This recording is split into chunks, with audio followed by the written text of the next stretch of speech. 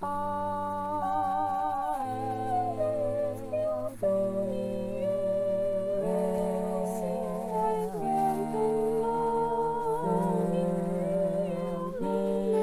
there, let's talk about first species today.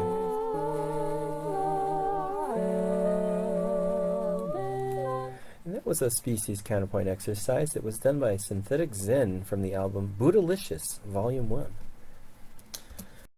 Alright, so focusing only on first species, we can only use consonant intervals. So in this first step, only consonant intervals between the two voices are allowed.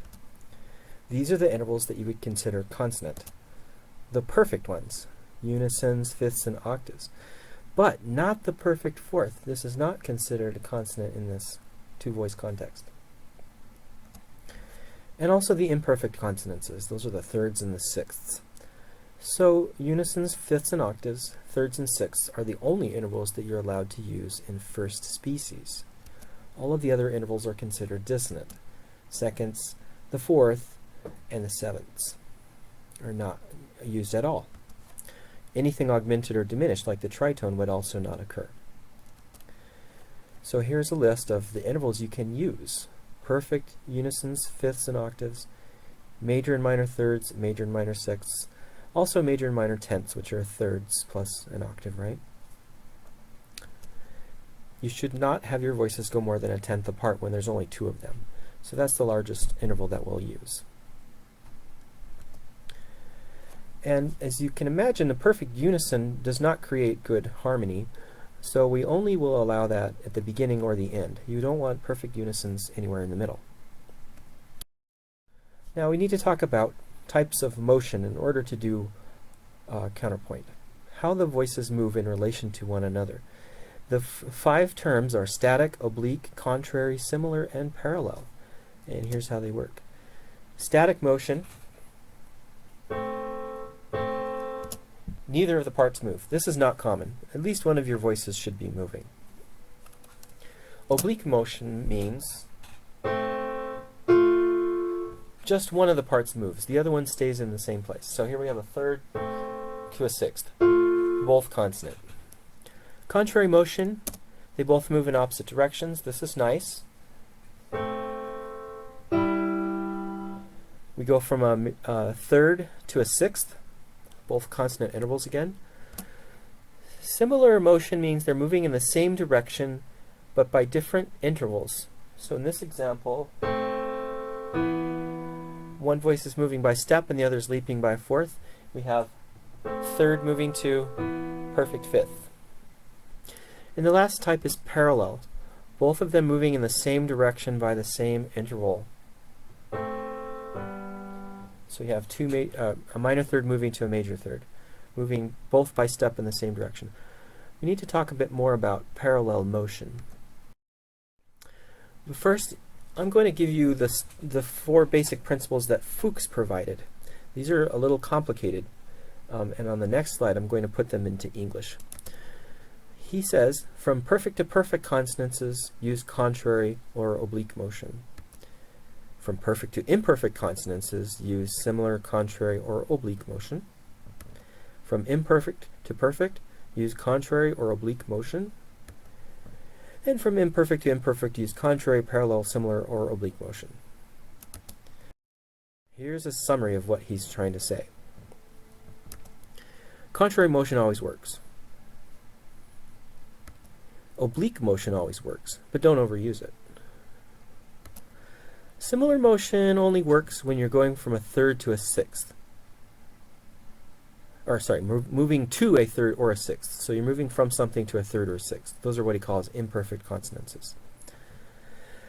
Parallel motion, this is an important one, is only allowed with thirds and sixths. Those are the imperfect consonances. So there are no parallel perfects, no parallel fifths, no parallel octaves, no parallel unisons. Okay, so that's the one that's easy. That's the first rule you should remember. Avoiding parallel, not avoiding, never using parallel fifths, octaves, or unisons. You can use contrary and oblique motion. You can use similar motion when you're going to a sixth or third. and you can only use parallel thirds and sixths. None of the other parallels are allowed.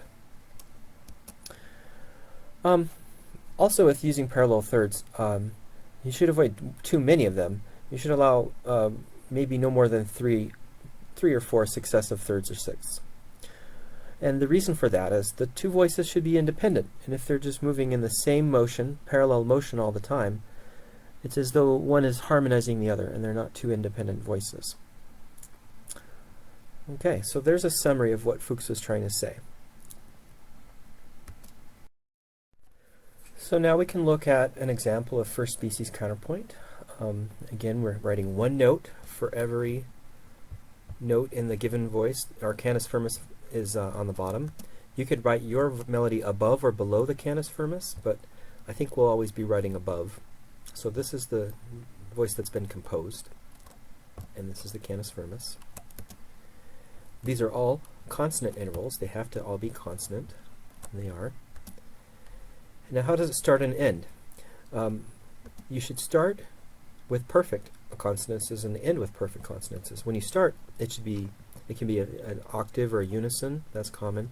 It can also be a fifth above. So in this case, that's what we have, a perfect fifth as the starting. You can't start on a third or a sixth. It needs to start with one of these perfect intervals. And how does it end? Well, it's best to end it on an octave or a unison, so they're on the same pitch. That's more of a final sounding ending. So as we look at these others, now once we've got the start and end worked out, you can see we have third, third, fifth, third, fifth, third, third, sixth, sixth, and octave. Those are all intervals that are allowed. And you don't want to have two fives in a row or two eighths in a row, because those would be parallel fifths or parallel octaves. We're going to look at the ending here, talk a bit about why we have this C sharp in this example. It ends on a perfect octave. So these exercises end with a cadence formula. A cadence formula is a stereotypical pattern, a common way for them to end. And here is how that would work for each of the modes.